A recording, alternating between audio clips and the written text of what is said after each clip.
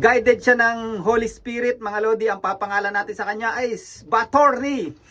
Ayan. Nakakaloka yung mga ano natin sa Senado.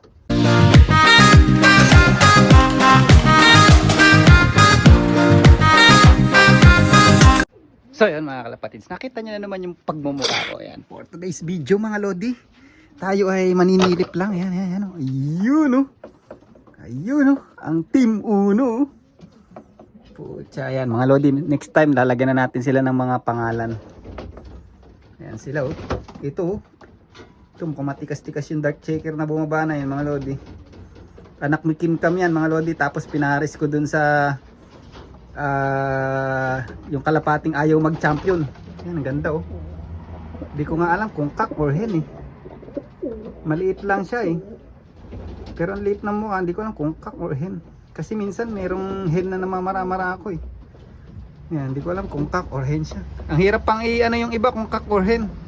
Kasi si Kim Kam, pag nakita niyo si Kim Kam, ayun si Kim Kam eh. Yun, nasa baba na yun. Yan, nasa baba. Ayan, mag-ina yan mga Lodi. Yan. Si Kim Kam kasi ang laking hen nun. Eto, to. Malaking hen din tong, yan, tinuturo ko na yan. Kaya ang hirap masabi kung sino yung cock or hen. Sa ngayon ha. Pero yung iba nakikita ko nagpaparis na eh. Ayan, gaganda ng mga ano natin, Team Uno natin mga Lodi, nakaka-excite.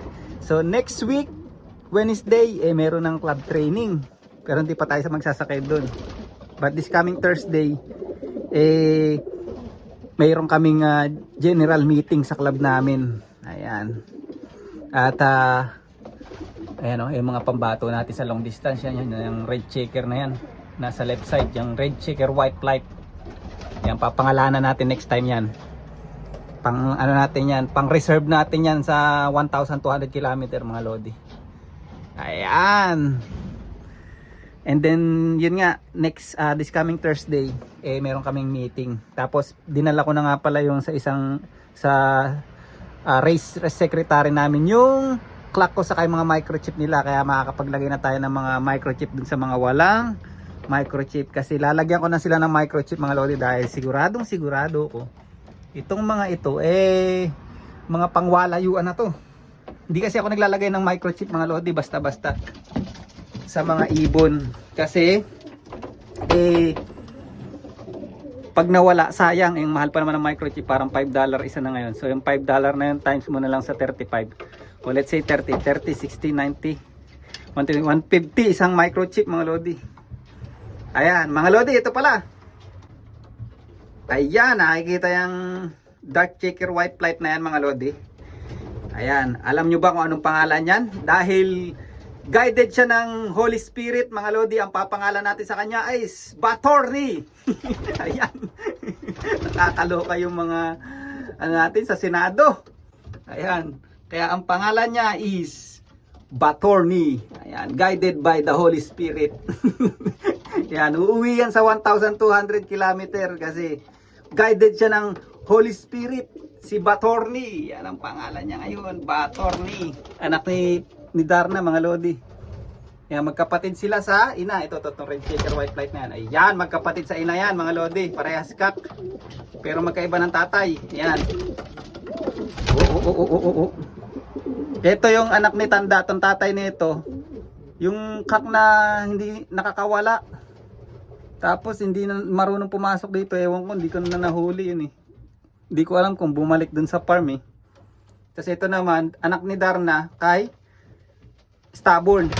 Yan, ang ganda na ito, red checker na to. Full sibling to ni ni Sexy Tari mga Lodi. Ayan, si Batorni.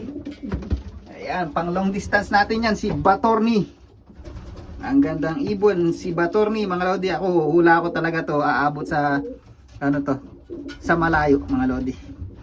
Ito to, candidate natin yan sa 1,200 km. Pero never ko pa na race to mga Lodi. Yan, never ko pa na race yung ibon na yan. Napakagandang ibon. Kamukha ni Darna, duplicate. Umurma ka naman ng konti para meron tayong pang thumbnail mamaya.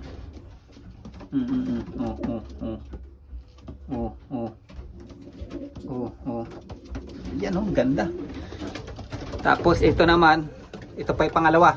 Anak ni Darna kay Stubborn. Sigurado ako uwi rin ng Malaanan to sa long distance. Ayan pa sila oh. Ayan ang mili natin. Mili. Ito isa pa to mga lodi. Ito mukhang pambato rin sa distance. Pero tingnan natin.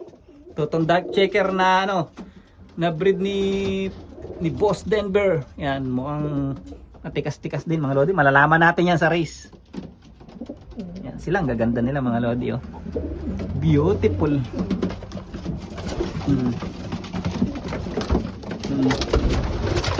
Yan, ang ganda rin ng dark checker na yun oh. Ang ganda ng pagkakamolt nila ngayon mga lodi. Magkaaway pa yun oh. Yan, so ito pa, Mili. Nag-iisang anak ni paring Stubborn mga lodi. Yan, nag-iisang anak ni paring Stubborn. Baba. Dito ka.